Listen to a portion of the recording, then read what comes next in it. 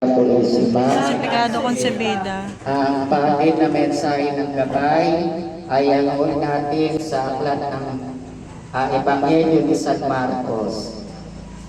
Sabi rito, kinabukasan ng pabalik na sila mula sa Betanya, si Jesus ay nakaramdam ng gutom. Nakita niya sa di kalayuan ang isang malagong puno ng igos. Nilapitan niya ito upang tingnan kung may bunga. Dahil hindi pa panahon ng igos noon, wala siyang nakita kundi dahon lamang. Kaya't sinabi niya sa puno ng igos, wala nang makakakain pa ng iyong bunga. Ang sinabi niyang iyon ay narinig ng kanyang mga alagad. Kinaumagahan, pagdaan nila, nakita nilang natuyo ang puno ng igos hanggang sa mga ugat nito. Naalala ni Pedro ang nangyari dito, kaya't kanyang sinabi kay Jesus, Guro, tingnan ninyo, patay na ang puno ng igos na isinumpa ninyo. Sumagot si Jesus, manalig kayo sa Diyos. Tandaan niyo ito, kung kayo'y nananampalataya sa Diyos at hindi kayo nag-aalinlangan, maaari ninyong sabihin sa bundok na ito, umalis ka riyan at tumalon ka sa dagat, at ito nga ang mangyayari. Kaya sinasabi ko sa inyo, anuman ang hihingin ninyo sa inyong panalangin, magtiwala kayong natanggap na ninyo iyon, at matatanggap nga ninyo iyon. Mga minamahal na kasama at kapatid, ito ang mabuting balita ng Panginoon. Pinupuri ka namin, Panginoong Jesucristo. Yan. Sa ala naman ng Espiritu Santo. Amen. Tatlong bagay ang gusto natin pagnilayan sa ating katatapos lang na Ebanghelyo na ating binasa. Una, ang Diyos ay naghahanap ng bunga. Sabi rin sa aming binasa, ang Panginoon nagutom. Ngayon, mayroon siyang isang puno na nadaanan. Doon sa puno na kanyang nadaanan, nakita niya, yung puno na ito ay puro dahon lamang. Dahon. Ang gusto ng Panginoon doon sa puno, hindi lang dahon, kundi bunga. Okay. So, iyan yung una nating pagnilayan. Dito sa samahan ng gabay, matatapos lang natin ng anniversary, 36. So, mula roon sa Mayo 19, ngayon ay June 7. So, ngayon pumapasok tayo doon sa ika-37 taon ng ating pagmimisyon. Ngayon, dito tayo ngayon, ipinopokus ni Gabay. Kaeme, makinig ka. Hindi pala kailangan lang kaeme yung puro dahon. Kailangan pala ng gabay makita may bunga. Kukuha nyo. Hindi pala pwede yung tayo lang ang nagdadadalo. Kailangan, sabi nga na Sister Leia, pag tumungtong yung ika-37 taon, mayroon tayong mga bagong bunga. Si Sister Leia ba ang naghahanap? Hindi. Si Gabay. Kasi si Gabay, tinitingnan tayo. Tayo yung mga puno Tayo yung mga pinupuntahan niyang puno. Tingnan ko nga yung si Tupe. Ilang taon na ba rin sa samahan? Ayun. Ano na ba naging bunga ni Tupe? Ito, 1 taon lang Naghanap na ang Panginoon ilang taon na ba kayo? Kaya may ilang taon ka na sa samahan? 35. Wow, 35. Ang tanong ko ay sa 35 na yun, sino ba naging bunga mo? Diba?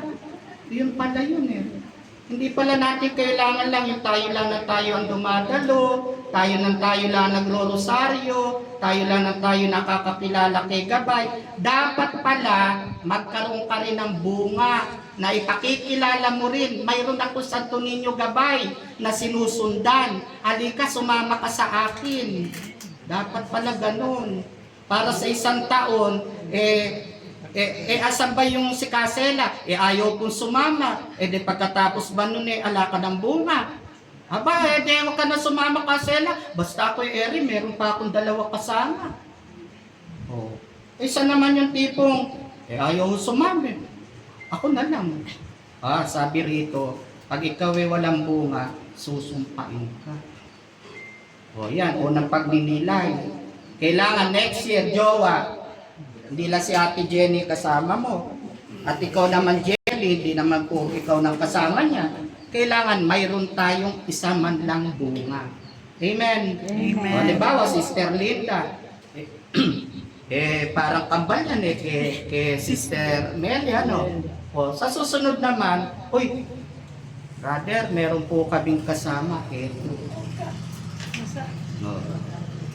Una yan lalo po yung mga taga-Talabahan. Dito po sa atin, inuumpisahan lang natin ito. Una, Sister Nits, ang unang pinagagawa na nga sa atin after na anniversary, every Saturday, hindi man ako dumating, kayo'y magkasama-sama, magdasal kayo kung saan nandun ang gabay ng banal na Santo Rosario. No. Pero yung papalikan, yung bahay na dadalan, automatic na everyday kailangan nagdarasal sila ng banal na Santo Rosario.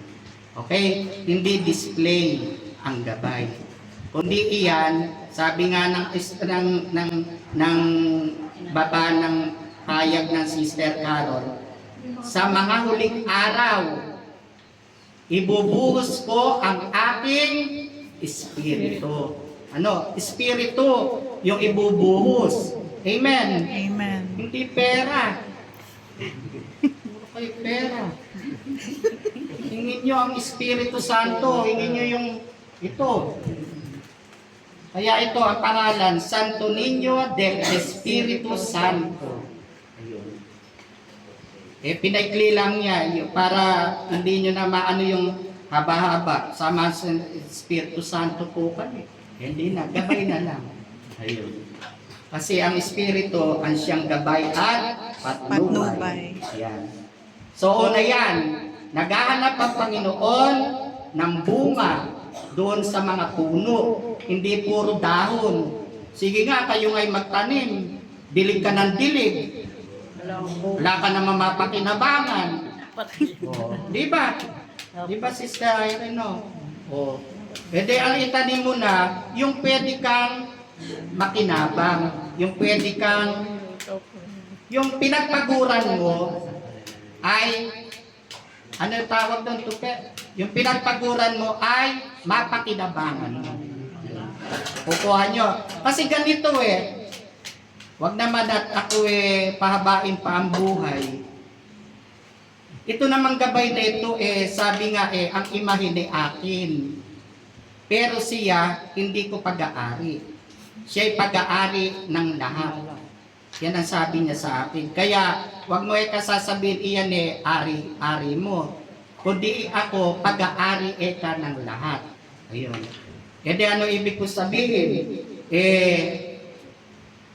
Hindi ko man sabihin na wag naman ako kunin maaga di ibig pa sabihin yung samahan tapos na.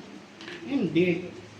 Kung ano yung mga napakumpisahan, ipinapasa ko nga sa inyo para sa ganon, kung ako halimbawa ipadala sa ibang lugar, tuloy ang misyon dito sa Bulacan. Kesa naman yung tipo na, wag na natin ilibot ang gabay na yun, wala naman na Kuya Henry. Para sinundan, ang tao. Hindi. Dito sa samahan natin, hindi ang Kuya Henry ang susundan. Ang Kuya Henry, tagapanguna lang. No, bilang pinasimulan ng gabay. Pero tayo, pantay-pantay. Huwag ninyo akalain na halimbawa si Tupe, ahead sa inyo. Yung asawa ko, ahead sa inyo. Sila jowa, ahead sa inyo, lalo sa inyo mga taga-Talabahan. Hindi, pantay-pantay tayo. Kaya nga dito gusto ko, lalo rito sa ating taga-Tangkilik, bumuo tayo ng mga panibagong plano para dito sa gabay. No, lalo ito, tayo naman basbas ng simbahan. No, hindi naman tayo yung sa sasakyan, Kolorong. May basbas tayo ni Father. Una, gawain natin, hanap ng, ito naman, buwan-buwan lang. Di ba? Minsan nga, na-extend pa, hanap kayo ng bawat isang bahay na tatanggap. Yun, unang mission yan. Para sa ganon, next year, sila na yung kasama natin sa anniversary. Or every first Sunday, kasama na natin sila sa gawain. Kaya nga, kagaya nila Sister Nonet, nila si Brother Ray, nila Sister Leia, Sister Lisa, Sister Irene, Sister Bu. Bakit sila ngayon kasama natin? Diba? Kasi pinanikan sila ng gabay. Sa pamamagitan ni kapatid na Nita. Ngayon naman, bilang siya naman ipinakilala ni Sister Nita, wag naman Sister Nonet na tapos na ako di bahala na, basta ako i-attend. Hindi. Hanggang pani naman nung pinanikan, sandali nga, may kumare ko rin na ng problema ikwento ko nga si Gabay. Kukuha nyo. Ito naman kahit saan. Kahit nga sa apari, pwede natin dalhin pagka talaga ginusto Di ba? Basta yan na, unang mensahe. Wag lang puro dahon. Kailangan mayroong bunga. Okay? Number 1. Ikalawa, ito. Sumagot si Jesus, manalig kayo sa Diyos. Tandaan niyo ito, kung kayo'y nananampalataya sa Diyos at hindi kayo nag-aalinlangan, maaari niyo sabihin sa bundok na ito, umalis ka riyan at tumalon sa dagat at ito nga ang mangyayari. Tayo naman bilang tagasunod, kailangan mayroon tayong tatak. Ano yung tatak? Ang sabi rito, kayo'y mananampalataya at hindi mag-aalinlangan. Kailangan yung nananampalataya, hindi ka mag-aalinlangan. Amen. Amen. Paano ba ang gagawain ko? Halimbawa, sabi nga na Sister Leia, ang dami naman kong pagsubok, ang dami naman. Totoo yun. Wala pong exempted sa mga pagsubok. Lahat po, ultimong hindi tagasunod, may pagsubok. Pero, i-quote ko lang yung sabi ni Brother Cedric, iba ang naglilingkod kaysa sa hindi naglilingkod. Tandaan niyo yun. Totoo po yun. Iba ang naglilingkod sa di naglilingkod. Tandaan niyo yan. Bakit? Sabi ng Panginoon, ultimo kang makasalanan pinagpapala ko Ultimo yung mga ibon inaalagaan ko banda huli sabi? Kayo pa kaya? Kayo pa kaya na tagasunod ko? Yung mga tagasunod na nag-aalinlangan, ano ang sabi niya? Kay liit naman ng inyong pananampalataya. Diba? Pagka Sister Bubot sumusunod na kay Gabay, tapos reklamo na reklamo. Naku, na naman kay Bill. Naku, hindi masama magreklamo. Pero, bago ka magreklamo, ganito Sister Tina, upo ka sa isang tabi. Sabi nga ng Bible kung may kwarto ka, pumasok ka ano gagawin mo? Iiyak? Hindi. Manalangin ka. Kanino? Sa ama mong hindi nakikita, ngunit nakikita ang iyong ginagawa. Amen. Yun ang sabi, manalangin ka, hindi magreklamo. Amen. Hindi umiyak, hindi magdabog, manalangin. Sa ngalan ng Ama, ng Espiritu Santo, Amen. Ama, nakikita mo po ang wallet ko. Wala pong laman. Saka naman. Hindi naman po nga nitong wallet. Pakipuno po. Ano sabi? Mauutusan.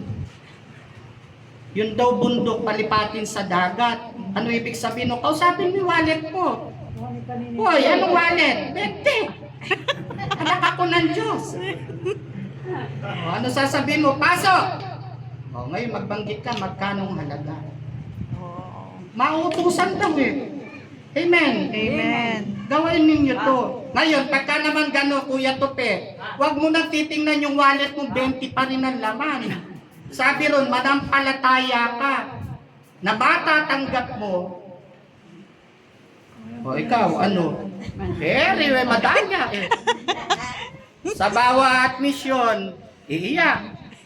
May bigat ng ano, aba, pagka masaya, nakikita ko, lublob doon, lublob dito, kain doon. Eri, tandaan nyo, pinasasabi ng gabaya. Yung pasalamat ko kay Sister Leia. Totoo yan. Bawat okasyon, piniga, bawat okasyon, wag na wag niyong kalilimutan, paanyayahan ang tagapanguna. Tandaan niyo yan. Wag na wag ninyong kalilimutan, paanyayahan ang tagapanguna. Tandaan niyo. Kasi alam nyo, naku, marami, yun nga ibang grupo, inanyayahan ako eh. Bakit naman na yung grupo? Hindi naman ako matakaw. Kapila nga, masaya na ako. Oh. Diba?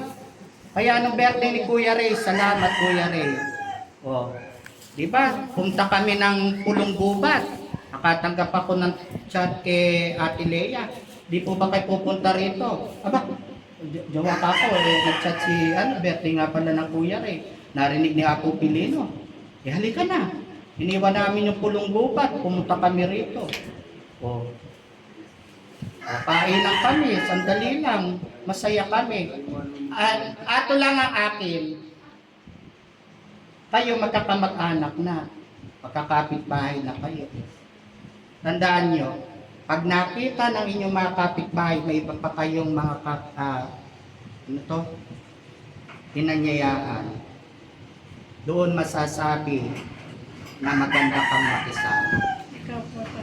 Tandaan nyo yan. Yung nasa malayo na, binigyan ka ng panahon, binigyan ka ng oras. Hindi naman dahil sa pagkain, dahil sa pagiging magkaibigan, mas maganda yun, Ate Tina. Amen. Maliban na lang, pakinig, maliban na lang kung talagang hindi makakapunta ang tagapanguna. Pero mahalaga ang paanyaya. Kukuha nyo, tingnan mo yung kasalan sa Kana. Diba? Pwede naman magkasalan yun eh. Bet nandoon ang malabirin, bet nandoon yung mga alagad, nandoon ng Panginoong Jesucristo.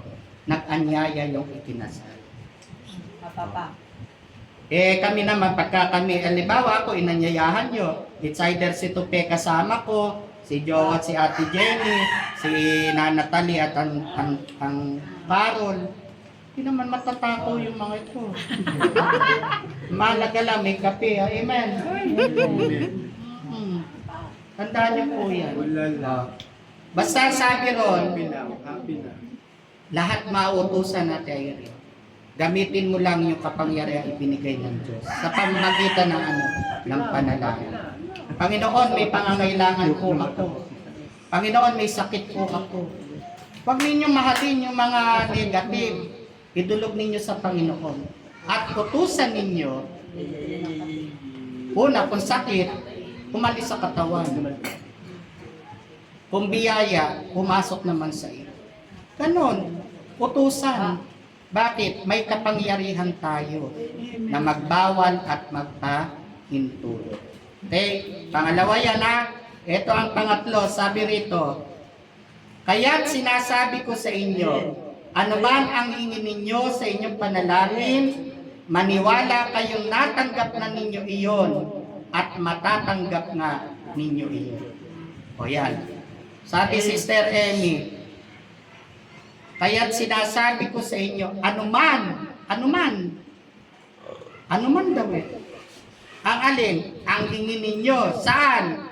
Sa inyong panalangin. O ano gagawin? Maniwala kayong natanggap na ninyo iyon at matatanggap nga ninyo. Amen. Di ba? Pag nanalangin ka, may gagawin ka. Ano yon? Paniwalaan mo yung panalangin mo na natanggap mo na at ang sabi niya at matatanggap nga ninyo. Amen. Amen. Ito asawa ko lumot pa rin sa kung santo. Kung nagnobena pa para lang ako makuha.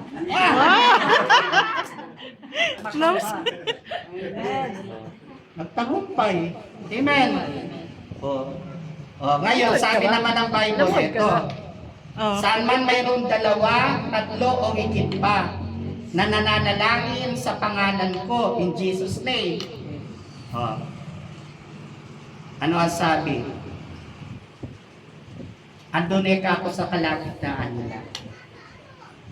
Saan man mayroong dalawa, tatlo o higit pa na nagtipon sa aking pangalan, ang pagtitipon na ito ay aking sasamahan. Pagkasama natin ang Panginoon, humingi ka na. Sabi ng Bible, hingi ka, bibigyan kita. Maghanap ka, matatagpuan mo. Kato ka, pintuan ay bubuksan para sa iyo. Amen. Yan. Gamitin ang kapangyarihan na ibinigay ng Panginoon. Amen. Ngayon sabi, saan man mayroon dalawa, tatlo o higit pa na nagtipon, ang pagtitipon, sinasama ng Panginoon. Amen. Amen. Ilan ba tayo? Higit tayo sa tatlo, higit tayo sa dalawa. Amen. Edi higit na nandito ang Panginoon. Amen. Kaya ang sabi niya, hingi ka, bibigyan kita. Hanap ka, makakatagpo ka. Kumato ka, pintuan ay bubuksan para sa iyo. Amen. So, yun ang gagawin natin ngayon. Pipikit ang mata, isipin mo ano yung mga gusto mong idulog sa Panginoon sa hapon nito. At tayo po ay sama-samang dudulog sa ating Panginoon sa pamamagitan ng pananalangin, sa patnubay ng Espiritu ng gabay. Dakilang Ama, salamat po sa iyo pong mga kapahayagan sa hapong ito. Napatunayan namin na kami bilang iyong mga tinawag na lingkod ay kasama ka po namin. At bilang kasama ka po namin, naririto kami bilang iyong mga itinanim. Naghahanap ka ng bunga sa aming Panginoon.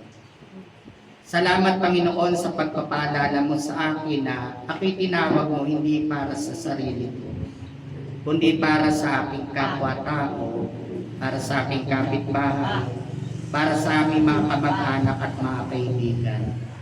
Nawa, Malapong Santo Niño Gabay, samahan mo po kami sa misyon na ito, na kami ay magkaroon ng bunga, na mayroon kaming mga kaluluwa ng mga babae at lalaki na mailapit sa iyong gawain. Naririto kami, humingi kami ng banal mong Espiritu upang kami ay magtagumpay sa layunin ito. Masbasan mo po ang bawat misyon, ang bawat tahanan na nagbubukas para sa gampaling ito. Salamat Panginoon sa Pamilya Quinto na nagpatuloy po ng misyon ng Santo Niño Gabay sa kulang-kulang na 1 buwan dito sa kanilang tahanan. Mahal na Panginoon, iniiwan ko po ang basbas at bendisyon sa loob at labas ng tahanan ito. Huwag mo po silang iiwan, huwag mo po silang pababayaan, bagkus lagi mo silang gabayan, lagi mo silang ingatan, lagi mo silang tulungan. Ganyan din po yung mga kasamahan ko sa paglilingkod. Hindi ko po batid ang kanilang mga suliranin sa hapon ito. Subalit, Panginoon, ikaw ang nakakaalam nito. Nababasa mo ang aming isipan, ang aming mga puso't kalooban. Nakikita mo ang mga bigat at hirap na aming dinadala. Ikaw ang nagsabi, Mateo 11:28, sino man may kabigatan sa aming mga pasanin, lumapit kami sa iyo at bibigyan mo kami ng kapahingaan. Naririto kami, Panginoon, idinudulog namin sa iyo ang aming mga buhay. Hawakan mo ito, Panginoon, huwag mo itong bibituan. Sino man may karamdaman sa hapong ito, ipatong mo po ang iyong mapagpalang kamay sa parte ng katawan ng aking kapatid na may karamdaman. Magalingin mo po siya, Panginoon. Yung mga nangangailangan ng pera, financial blessing, Panginoon. Ikaw ang nakakapatid, lalo ang mga ina ng tahanan, pasok ka na naman po ng kanilang mga anak. Gusto nila na maibigay ang nararapat sa kanilang mga anak. Subalit dala ng kakapusan, hindi po nila makayang maibigay ito. Subalit ikaw ang Diyos na nagpro-provide na lahat ng aming pangangailangan sa buhay. Gumawa ka ng himala, Panginoon. Magpala ka sa buhay ng bawat isa. Punan mo ang sisidla ng aming mga kabuhayan. Ang mga wallet, punuan mo ng pera, Panginoon. Ikaw nakakabatid kung magkano ang halaga nito. Ang aming mga palabigasan, ang aming mga imbakan, huwag mo po itong pababayaang matuyuan, Panginoon. Bagkus lagi mo po itong paakawin. Ikaw nga nagsabi, siksik, liglig at umaapaw ang nakahandang biyaya para sa iyong mga lingkod. Panginoon, sa mga oras na ito, salamat sa matagumpay na gawain. Salamat sa paggamit mo muli sa iyong abalingkod. Huwag po ako ang makita at marinig sa kalagitnaan, kundi ikaw, Panginoon. Makasalanan ka, karumihan ka, subalit hindi mo ito tinitingnan. Ang tinitingnan mo ay ang aming malugod na pagsunod sa iyo. Kaya hinihingi po namin ang iyong basbas at benisyon sa hapong ito sa pamamagitan ng banal na Espiritu. Halina, Espiritu Santo, punuin mo ang puso ko ng iyong banal na mga biyaya. Puspusin mo na yung lakas ang aking kailangan ngayong araw nito upang matupad mo lahat ng mga tungkulin ng aking sa akin, upang ang lahat ng gawain ko ay maging wasto at matuwid. Nawa ang magawang pagtulong ko ay hindi makasaling kalinuman. Na ito ay maging bukas pala na magpapatawad sa mga nagkasala sa akin. Tulungan mo ako, Espiritu Santo, sa lahat ng pagsubok sa buhay. Paliwanagan mo ang aking kamangmangan. Payuhan mo ako sa aking mga pag-aalinlangan. Palakasin sa kahinaan. Tulungan sa mga pangailangan ng kahihiyan. Ilayo sa tukso at damayan sa mga karamdaman. O Espiritong Banal, pakinggan mo ako at bigyan ng liwanag ng aking puso, kaluluwa at isipan. Tulungan mo akong mamuhay sa kabanalan at lumago sa kabutihan at pagpapalaan. Halina, Espiritu Santo, idulot mo ang iyong liwanag, ang iyong biyaya, ang iyong lakas, ang iyong pag-aliw at ang iyong pag-ibig, upang ako'y maging karapat-dapat mamuhay sa banal na pag-ibig. Amen. Dakilang Ama, sa iyo namin babalik ang lahat ng papuri para magpagsambat pagluwalhati, sapagkat alam namin, uuwi kami matagumpay, sapagkat kasama ka po dahil sa aming pag-uwi, sa aming mga tao. In Jesus' name, Amen and Amen. Father, Son, Holy Spirit, Amen and Amen. Palakpak